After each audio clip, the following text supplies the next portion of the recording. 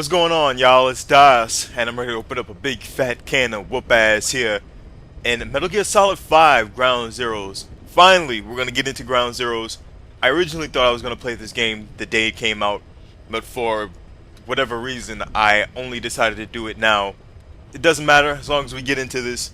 This is the game that takes place in between the ending of Metal Gear Solid Peace Walker and the beginning of Metal Gear Solid 5 The Phantom Pain. This game isn't very long, but there's a lot of story and there's a lot of background that we need to cover. Before we get started with the game, we're going to go into the cassette tapes and learn a little bit more about the backstory to this game between the ending of Peace Walker and the beginning of this game. So first thing we need to do is we need to go to Paz's diary and we're going to listen to that. As of today, I will be living here at Mother Base. Now my real trial begins. Zadornov was paying my room, board, and tuition, but he has since been captured. I told the man that with no more money from the KGB, I could no longer afford school. He bought my story, and when I said I would be willing to work, he took pity on me and let me stay. For some reason, Miller really pled my case. That was helpful, but the man is still a fool. His men are no better. They think their training makes them strong. But that kind of strength is nothing in the face of true power. And better yet, they wait on me hand and foot, believing I am just a schoolgirl. Looks like I won't be working too hard after all. Just today, while scouting out the living quarters, I saw a group of them in the corner of the deck making a fuss. Going over for a look, I saw they were feeding a kitten. A bunch of grown hard men, and they're the ones acting like schoolgirls. Look, isn't he cute? What is wrong with them? Disgusted, I just nodded and smiled. I must stay in character after all. I indulged their chit-chat for a few moments. Then one of them asked me to give the thing a name. They had just taken it from its mother. I named it Nuke. I improvised some nonsense about how our compassion for living things can help prevent wars. The men gave me a little fish. I held it out in my palm, and the kitten happily ate it up. What a pathetic, feeble creature. It sickens me. Today, Chico invited me to go fishing with the soldiers. I suppose finding one's own food does have its merit, but I prefer not to be involved in such a degrading task. And their prattling on about fishing being fun is nonsense. I'm not here to find playmates. Nevertheless, distasteful as it was, I went along in order to maintain my cover. Chico thrust a fishing pole into my hands, and we went up onto the deck where several soldiers had gathered. They welcomed us warmly. With so few women aboard Mother Base, I'm treated like a princess. No one suspects I am neither a teenager nor a student. It was nice and sunny, with a gentle breeze and waves. As I cast my line and waited for a bite, the soldiers began to ask me all sorts of questions. As always, I answered according to our predefined scenario, feigning a smile. As I sat there feeding them lies, the fish began to bite, and the soldiers began to focus on their prey.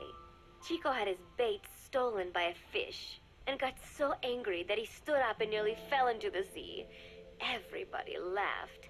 It almost made me want to join in too. At some point, I got a bite myself. The instant after I felt that first gentle tug, the fish yanked the line with astonishing strength, and I let out a cry of surprise. I thought he was going to be huge. It was my first time fishing, and I was a bit flustered, so the soldier beside me helped by supporting the pole from behind. "Reel it in," they shouted. I nodded, turning the handle as fast as I could. I wondered what kind of fish lived below the surface, and thought back to the deep sea dives I had to do as part of training. Those were difficult days, but I remember finding the multicolored fish gliding through the water incredibly soothing. After a hard fight, I pulled it up. To my surprise, it wasn't even half a vara, rather anticlimactic. But I wasn't doing it for fun, so I wasn't the least bit disappointed. Nook was hovering nearby with an expectant look on his face, so I gave the fish to him. All in all, a thoroughly wasted day. Preparations are coming along nicely. No one suspects me of being the one to let Zadarnov out of his cell. Today, Amanda and I taught Cecile how to make gallo pinto. It is a simple home-cooked dish consisting of black frijoles mixed with arroz. It is well known throughout Central America, not just in Costa Rica, so it is no surprise that a Nica like Amanda would be good at making it. But I was raised in the States from a very young age, and could hardly even remember my mother's gallo pinto. Having to make chit-chat with that clueless bird lover and the so-called revolutionary was excruciating. And, clueless or not, I will need to be especially careful around Cecile, the one who actually recorded that tape. Thankfully, Miller and his men seem to believe I mistook the tape I found for one my friend made. In any case, one can never be too careful. Anyway, the three of us minced garlic and herbs, then cooked them in a pot with frijoles we'd soaked overnight. While waiting for them to cook, we sautéed onions and arroz in a frying pan. Cecile worked the frying pan according to Amanda's directions, but seemed a bit glum. She does have a knack for cooking, though. She is French, after all. We added water to the pan and watched the arroz begin to steam. While we waited, Amanda shared memories of her mother with us. They had been separated because of Simosa, but the taste of her mother's cooking was still fresh in her mind. When the frijoles were ready, we drained the water, stir-frying them with the rest of the vegetables. Quite a complicated process for home cooking. Nonetheless, it kept them occupied. The longer we sat and talked, the greater the chance of my arousing their suspicions. With women, it is not enough to just bat your eyelashes and giggle. It takes a lot of effort to divert attention. When the arroz was done cooking, we folded it into the frijoles and added salsa, stirring the mixture as it simmered. At this point, for some reason, the conversation turned to romance. Why does it have to be that way whenever women get together and chat? Cecile fancies herself to be well versed in such matters, and gave Amanda all sorts of advice. It was harmless enough, until, to my irritation, she began pestering me whether there was anybody I liked. Not right now, I said, trying to dodge the question. But she pressed on. It's Snake, isn't it? I gritted my teeth and played it coy. Maybe. Cecile nodded and giggled. He is pretty sexy, isn't he? What a ditz. It's all I can manage to just survive. The thought of romance has never once crossed my mind. I have no interest in that kind of man. Soon enough, a rich aroma began to fill the room. The gallo pinto was ready. New came over and rubbed up against our legs, looking for a handout. Unfortunately, it was not the kind of food a cat would like. We let a few of the soldiers have a bite, and then headed off to the mess hall. The home-cooked flavor we'd achieved was a big hit with the men of MSF. Not that we are trying to impress them or anything. Even I could manage a dish like that. Snake enjoyed it too. Let me make this absolutely clear. I have no interest in that man. Football, or soccer as it is known in the States, is extremely popular here. It has not caught on yet in the US, but it has legions of rabid fans all across Latin America. These fans can get so rowdy that it is commonly believed El Salvador and Honduras went to war in 1969 over scuffles in a soccer match. In reality, tensions between the two countries were already high. The match was merely one of the sparks that set them off. But these people are so passionate about this sport that the story seems plausible. Predictably, many of the soldiers here are fans. They have apparently divided themselves into Costa Rican and Nicaraguan teams and started playing each other. To play, you need a ball and 2 goals. The R&D team built and set up simple goals on the deck. I had absolutely no interest, but Chico insisted that I come and watch. It was not a proper match by any means. The pitch was not even regulation size, but the players and spectators alike got pretty excited. They banged empty cans and shouted cheers through the handmade megaphones. It almost felt like carnival. Huey, the referee, blew a whistle to start the match. The soldiers' training has left them in excellent physical shape, but they lacked the honed skills of professionals and their play was quite rough. Midway through, one of the men collided with another. They started shouting at one another, but Huey stepped in. "I thought we had forsaken our countries, become one with the earth," he said, quoting Snake. "We're not competing for national pride here, and we are not fighting for the good of any one country. This is not a war. Soccer is a peaceful sport, am I right?" The soldiers nodded. They know the pain of war, and they share Snake's vision. Perhaps that is why all this resonates with them. Team Costa Rica was down a man, and somehow I was picked to fill in. Costa Rica had the advantage up until that point. I suppose Huey wanted to keep it balanced. The soldiers agreed with Huey's call. Maybe the Costa Rican players felt an even matchup would be more fun too. I could not be bothered to run at first, but chasing the ball out there in the hot sun, I was soon drenched in sweat. Before long, I found myself actively seeking out the ball, partially out of desperation. I picked up a loose ball deep on the opponent's side of the field. Even though he's Nicaraguan, Chico cheered me on, yelling, "Go for it, shoot!" I launched the ball as hard as I could, only to have it blocked by the keeper. Disappointment only increased my determination. In the end, I didn't score a single goal, and Costa Rica gave up its lead. It was really close, though. We congratulated each other on a good match and sprawled out in the shade on the deck, exhausted. The ocean breeze felt so nice on my sun-soaked body. Nuke came over. It is one of his favorite spots, and stretched out next to me. And together, we watched fluffy white clouds drift lazily across the clear blue sky. It was lovely out today, so I decided to sun myself in a lounge chair up on the deck when Strangelove came up to me. Despite the heat, she was in her usual long sleeves and pants. I waved at her. She looked away and mumbled, "Hello there. Fancy meeting you here." I asked if she needed anything, feeling her eyes creeping up and down my body like she was savoring it. Finally, she swallowed and said, "You have such beautiful skin."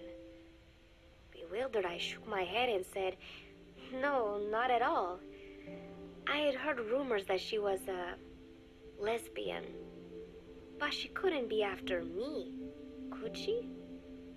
She continued to stare and said, "No, it is beautiful, but you must not let yourself get so tanned." And then she took my hand in hers. "What is wrong with a little sun?" I asked, trying to cut the conversation short. But she shook her head violently. "No, you mustn't. A young lady should take better care of her skin." She was acting strangely now, as if aroused. She lectured me on the perils of tanning, how it ages skin, causing wrinkles and spots, and in the worst cases, even skin cancer. I knew already that tanning could cause spots, but I thought only pale-skinned Anglo-Saxons had to deal with that. Having a scientist tell me it causes aging, though, that spooked me a little. If I am to keep playing the teenager, I will have to start paying more attention to my skin. Sensing my anxiety, she took a small tube from her pocket. She said it was the sunscreen she always used. She told me to keep it. I didn't know what to say. I was more than happy to take it, but exactly what were her intentions? Was she merely being nice? Or is she really into me? Either way, there was no reason to refuse, I suppose. I have undergone training. An out-of-shape woman does not pose any real threat to me. Having power means not being afraid. It is the same on a global scale. A country with nukes can dictate terms to a country without them. I thanked her and took the tube. Then she offered to put some on for me. She squirted some lotion onto her fingers and began rolling it into my chest. It happened so suddenly, and I was so taken aback that I did not even think to protest. She caressed my stomach with her long white fingers, then slid them upwards between my bikini-clad breasts. What? Wait, I sputtered as her moist eyes met mine. She was beautiful. Somehow, I found myself captivated by this woman more than 10 years my elder. Hold still, she whispered in my ear. I nodded silently, unable to refuse. My body went limp, motionless, as if in a trance. Gently, carefully, she rubbed the lotion all over my entire body. I shouldn't have enjoyed it, and yet I could not help myself. For a moment, I was spellbound. That woman is dangerous. I had better watch myself. Protecting one's health is an important part of any agent's job. But despite my best efforts, I have caught a cold. Now that I think about it, Mother Base's numbers are on the rise, with soldiers coming from all different places and backgrounds. It is no wonder then that sooner or later someone would bring in a virus. That said, what I have got is just a common cold. The medical team said I'd need a few days rest, so I've been restricted to my room and put on bed rest. I thought I'd gotten used to not having anyone around to relate to, but at times like these, being alone is just miserable. All I could do is lay there and stroke Nook's back, trying to take my mind off how bad I felt. Nook just sat there, not making a sound. But I did have visitors. Amanda and Chico, Huey, Cecile, Miller, and a few of the soldiers I've become relatively close to. Amanda made me a soup with herbs she said were good for a cold. Miller told me to take it easy. I will sing you a lullaby, he said, then broke out a guitar and sang some incomprehensible song in Japanese. I did not need to understand the lyrics to know he is an awful singer. Then he said, "You know what is good for a cold? Suppositories. Here, I'll show you." He began to take off his pants, so I threw my tissue box at him to make him go away. Then Strangelove showed up, saying she had some miracle Indian cure. It has got eucalyptus extract, she said. It works best if you rub it into your chest. And then she tried to take off my nightshirt. I whacked her with my pillow, and I got rid of her. Chico brought me a little flower in a cup. It had been growing in a little bit of earth that probably found its way on board, stuck to something else. I found this on the deck. Here, you can have it. He tried to act nonchalant, but I am pretty sure he's got a crush on me. None of them understand.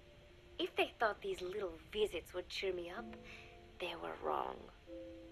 Tonight, Snake himself came to my room. Like the rest, he believes I am just a schoolgirl and treats me as such. Why did you abandon your country? I asked him. Why create the MSF? Of course, I knew the answers already, but I wanted to hear it from him. As I had imagined, he was not exactly forthcoming. All he would say is that his country abandoned him because all he could do was fight. And that is why he needed the MSF, because that is all he is any good for. Then he said, fighting is the only thing I understand, but that does not mean I have got a grudge against those who believe in peace. I am not one of them, and I do not believe in peace. Conflict is in man's nature. We fight our enemies in order to survive. Maybe we are not so different after all, he and I. But that is exactly why I'm going to have to kill him. Or else he will have to kill me.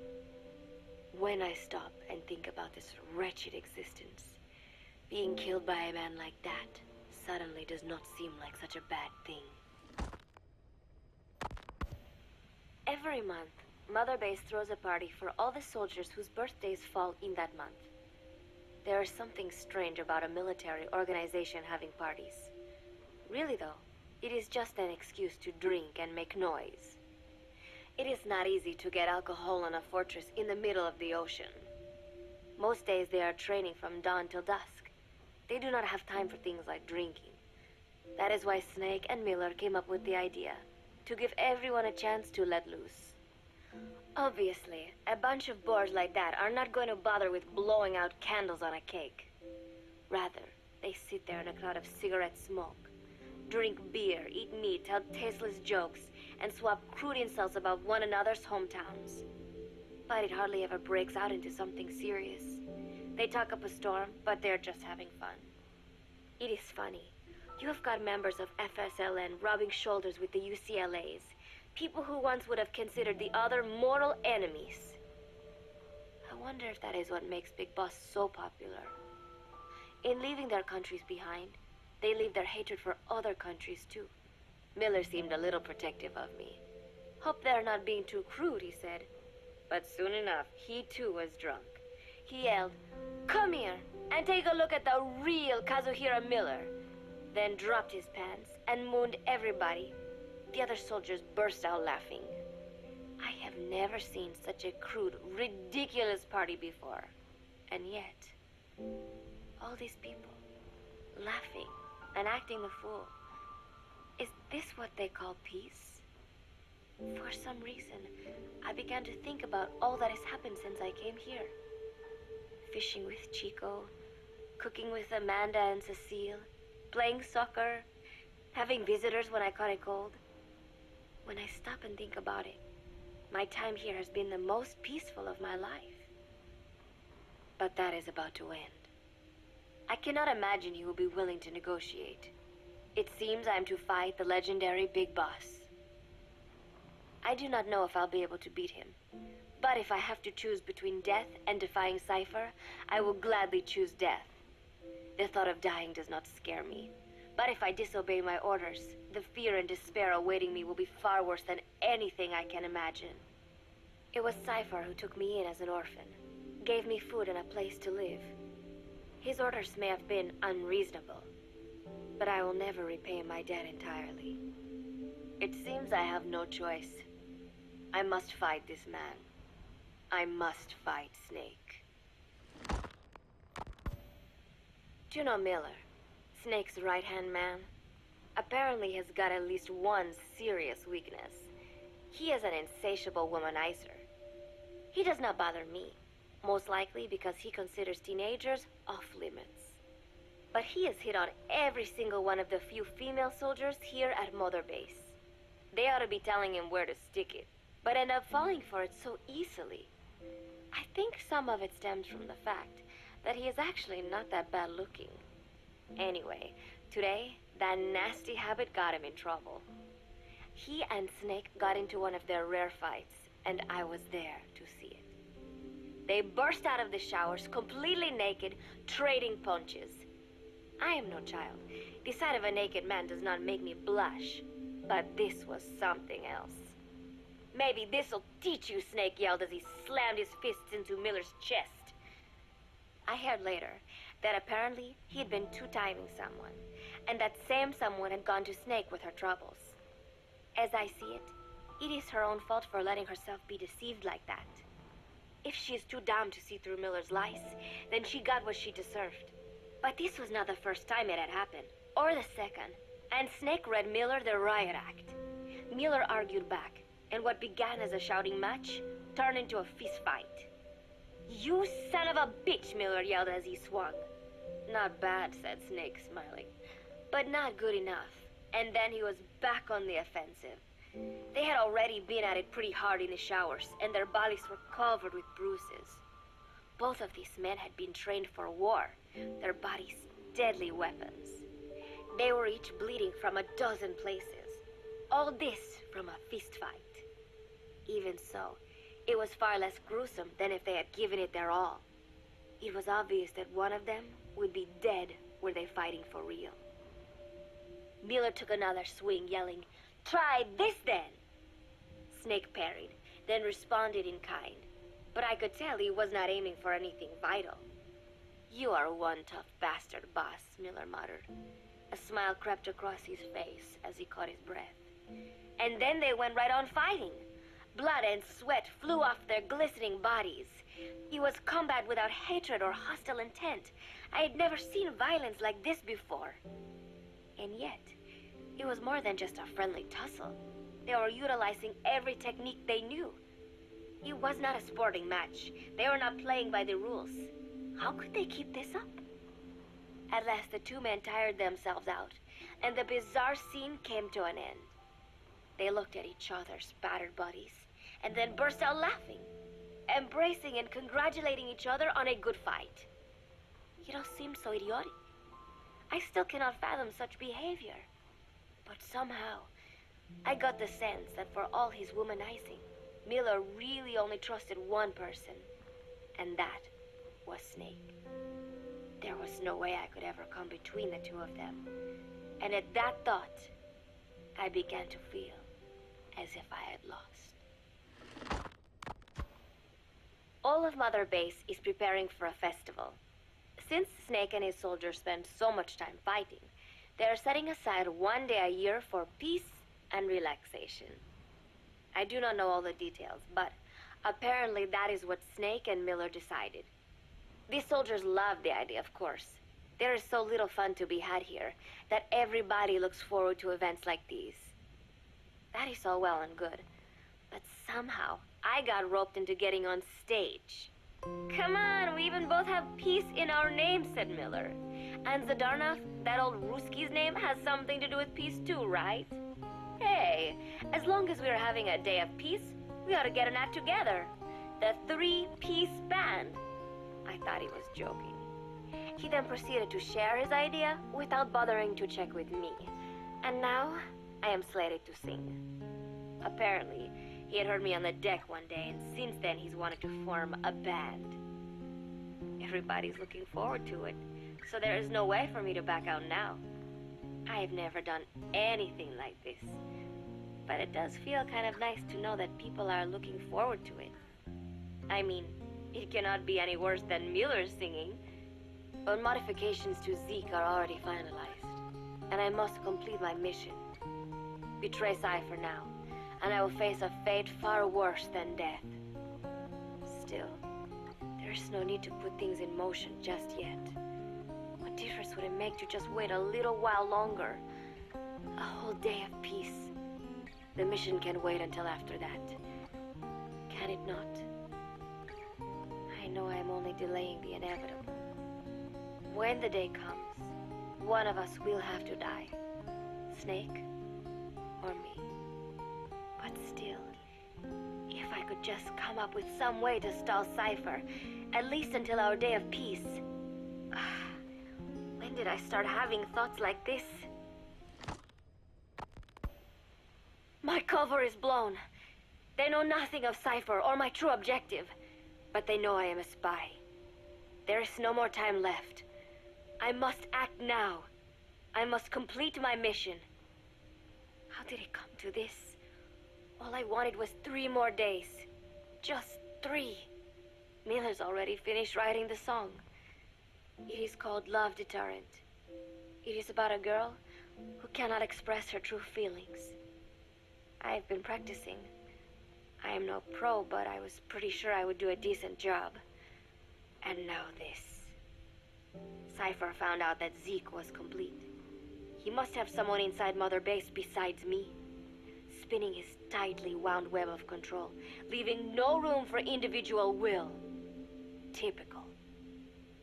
When they found out Zeke was complete, I was ordered to execute the operation immediately. If I was going to enjoy just 1 day of peace, I had to ensure the plan could not move forward. I tried to sabotage Zeke. I thought by damaging the drive system, they would have no choice but to delay their plans. I waited until midnight, and then snuck into the hangar. There would be trouble if it looked like sabotage. I selected one of the drive system's load-bearing parts and carefully worked to warp its shape. The leg's drive system requires a high degree of precision to operate. Even the smallest deviation would have done it. Then, Chico walked in. Maybe it was one of those nights where he could not sleep. In any case, He saw me, panicked, and took off running. It would have been easy to kill him, but I could not. I know he likes me. It is not as if I would ever have an interest in a child like him, but I could not pull the trigger. Not at him, not in the back. Will he tell them? Or is there a chance he will keep it a secret? Protect me? No. He knows now. Knows I am not who he thought I was. He ran without even questioning what I was doing. There is no chance he does not know. And soon, all I have built here will end. And if Cypher has another agent among them, if he finds out I tried to sabotage Zeke, this place will no longer be my heaven. Then it is settled. I make my move now. Chico walked in before my sabotage was complete, so Zeke should still be operational. It might not run at full speed or power, but I do not have time to fix that. Without Zeke, I do not have a chance in hell of winning. I must act fast before Chico sounds the alarm. I knew it would come to this. I just did not think it would be so soon. It is time, Zeke. Metal Gear Zeke. Activate.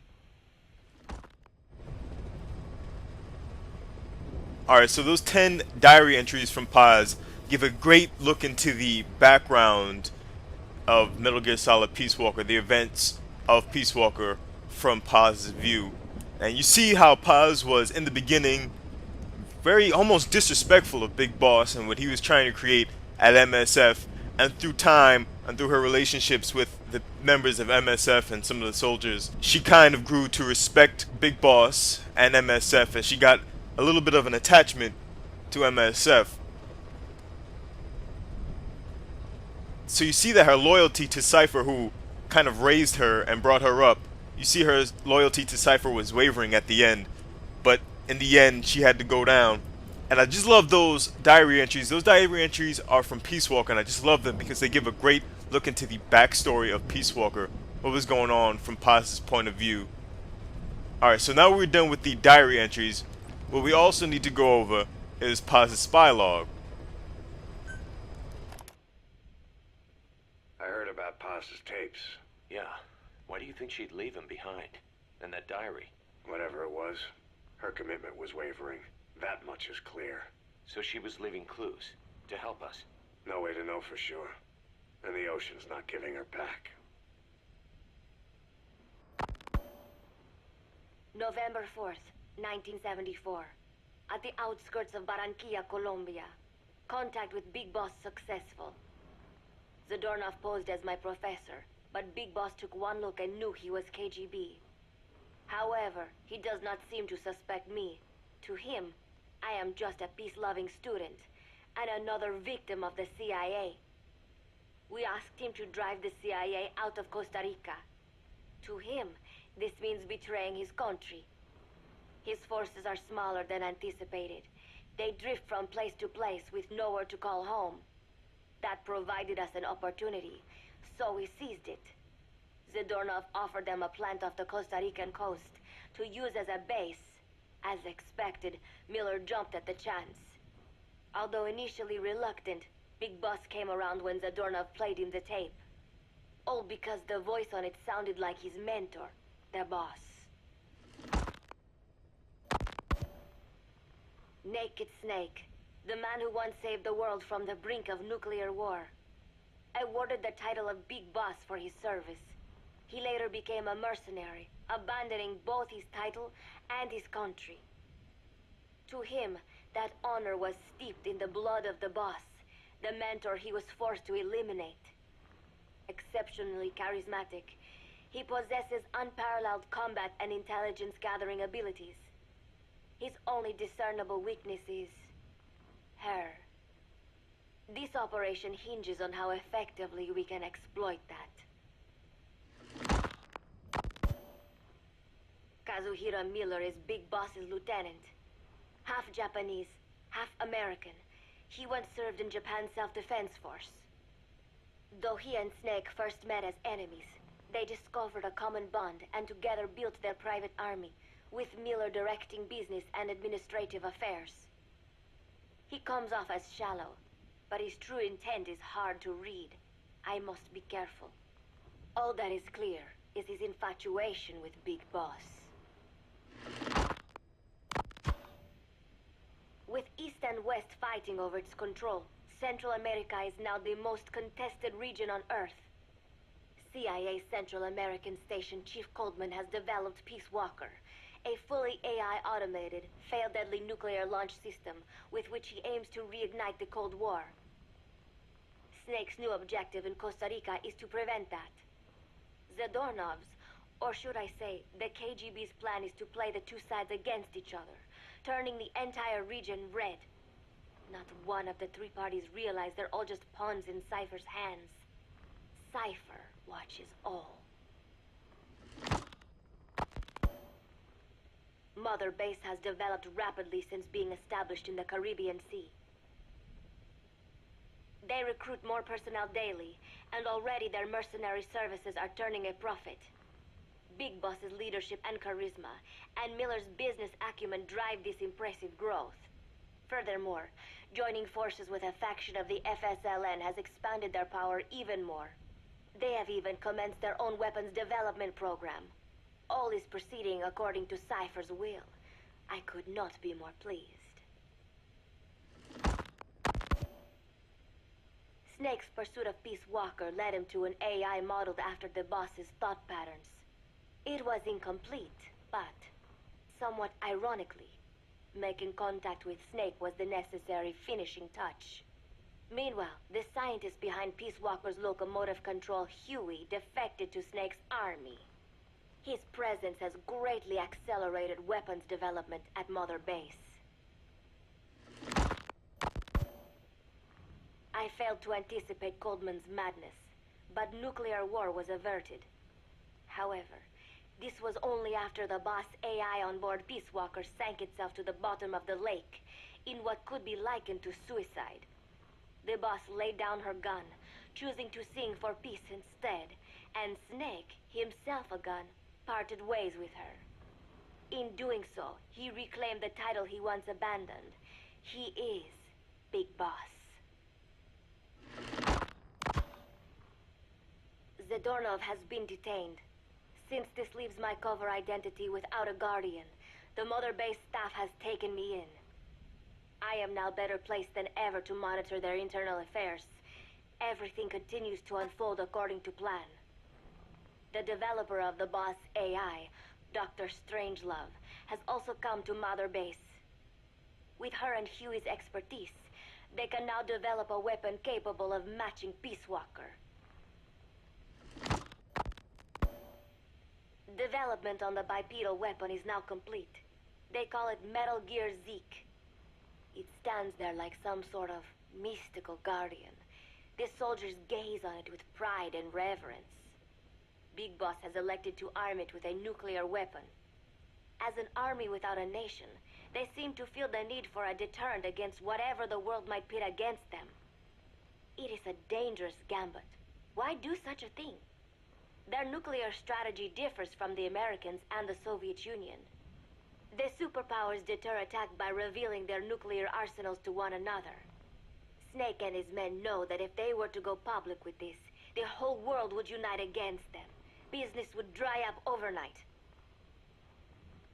So they do not plan on revealing the nuke until necessary. This ace-in-the-hole approach is their idea of a nuclear strategy. Wielding a deterrent, all the while unable to reveal its existence. I wonder if Snake sees how vulnerable this makes them. Yes. Hijack Zeke? Yes, I did indicate that to be our leverage. But I cannot imagine his agreeing to that now. But did you not raise them to safeguard your governance without borders? No. I have not forgotten. Cypher watches all. Yes, things are proceeding, but modifying Zeke has not proven easy. I am using Zadornov to buy some time. No, I have not forgotten what you said. However, well, forgive me for asking, but this is you I am speaking to, isn't it, Cypher? I will fight Big Boss. The world must be ruled by a single will. To defy Cypher is a fate worse than death.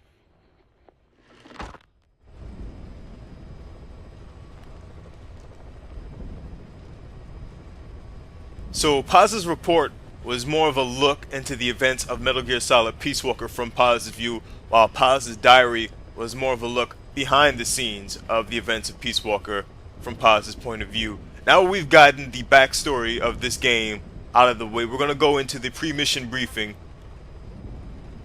We're going to figure out what happened in between the ending of Peace Walker and the beginning of this mission, and then we're going to get this mission started.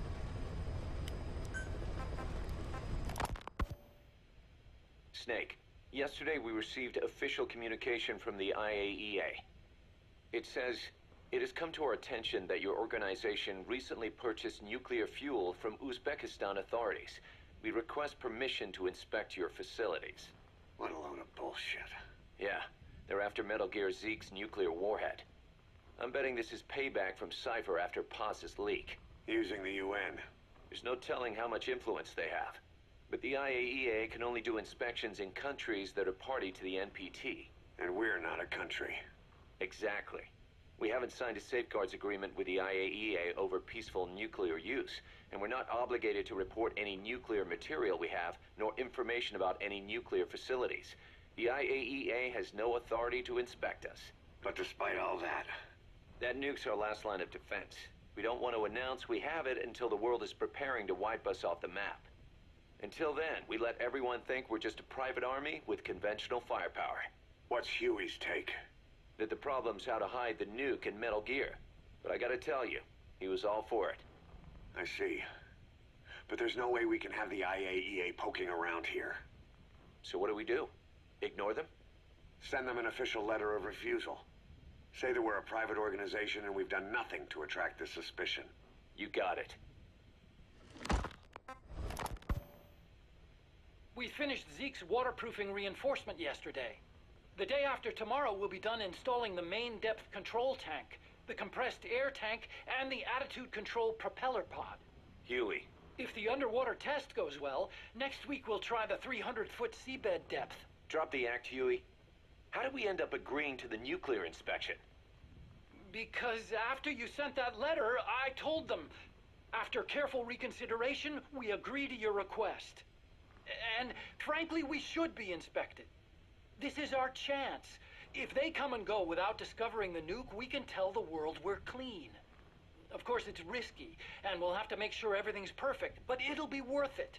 Huey, can they do an inspection without going through the Board of Governors? We contacted the IAEA's admin branch, and they said there's no record of us being brought up at any of the board's meetings.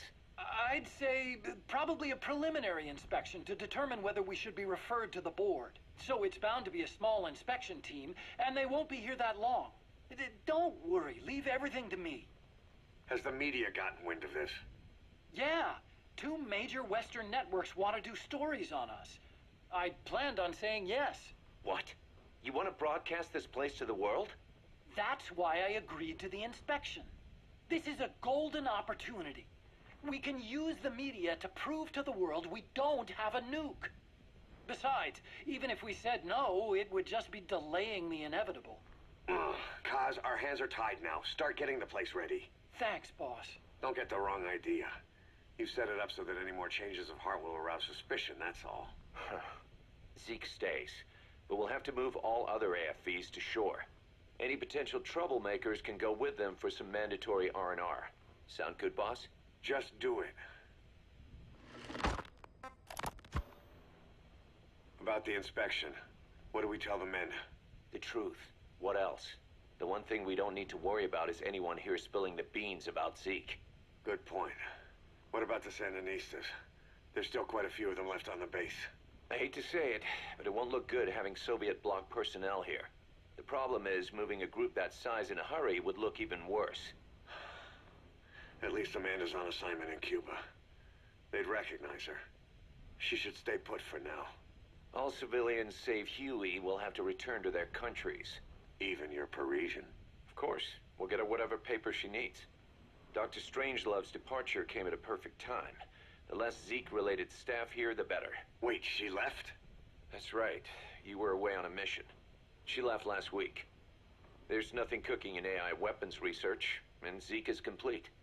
There was really no reason for her to hang around. I'm surprised Huey let her go that easy. Yeah, his crush on Strangelove was never much of a secret, huh? He followed her everywhere while Zeke was in development. Boy, would she get pissed.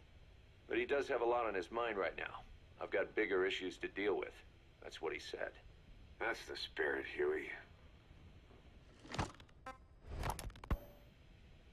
10 days ago, we got reports that Paz was still alive. She survived. She was rescued by Belizean fishermen who found her drifting in the Caribbean. So what's the plan? Silence her before we're compromised? No. I've got something else in mind. Our friends at Cypher suspect Paz could be a double agent. She's being held for interrogation at a camp on the southern tip of Cuba. Black site. Nice. A slice of American pie on communist soil, and out of U.S. legal jurisdiction. The upcoming inspection of Mother Base has to be connected somehow. The timing's too perfect. The UN's nuclear inspection. My guess is they're trying to corroborate Paz's leak. We're an army without a nation. Word of our capabilities gets out, and we'll have the whole world out to shut us down. Having an American private intelligence agency involved's bad news. Cypher's the ones who sent Paz to us in the first place. She knows their true nature. Right. Paz is our only link to Cypher. If she's still alive, we need her on our side. If not us, who else is gonna rescue that bitch? When do we do it? The inspection comes first. We'll deal with this afterwards. Do the men know? Word has started to spread. The information came from Cuba through Amanda.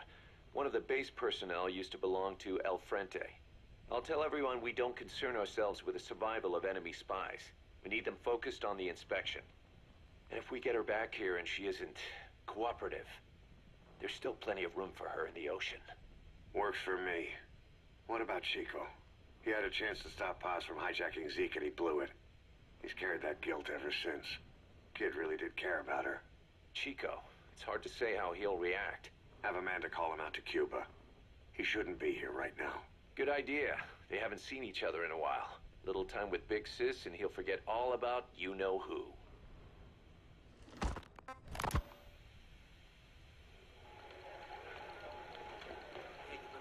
What? Still no sign of Chico? What's going on? It's Amanda in Cuba. Our resupply package arrived, but Chico wasn't with it. Relax, Amanda. I'm sure he's just exploring Havana or something. First time in the big city. Could have gotten carried away. Cos, wait. The boat Chico was on, did it stop anywhere before it got to Havana? Yeah, it had to refuel at Santiago de Cuba. You don't think... Oh, shit. You gotta be kidding me. He does this now? It's 60 miles from Santiago to the prison camp. Chico used to cross the mountains with the older Sandinistas like it was nothing. He'll make that in 3 days. Still, even if he does find his way there... You know how reckless he can be. Chico thinks we've abandoned Paz. That's why he's doing this. We'll start by having the intel detachment in Cuba look for him. We can't let him be captured. There's some cages to the east of a big building. It's an old, grassy facility. That's where we are. Help me, Snake. It's a setup. We have no choice. Yeah, if Chico talks, he could blow the new cover up. We can't hold off until the inspection's over. When can we be ready? It'll take at least 16 hours to confirm the flight path and prep a bird. The intel unit has started reconning the area. Sounds like I'll have to miss the inspection. Boss, we'll just have to send someone else to get them out. No. I'll go. Yeah, Chico and Paz would only take orders from you anyway. We can't go taking on those Marines at the base head on. It's gotta be off the radar, and it's gotta be you. Hold down the fort, Cos. Alright, so that's the briefing, and that kind of tells you how the events of this game got set up. So there's only one thing to do. Let's get this mission started.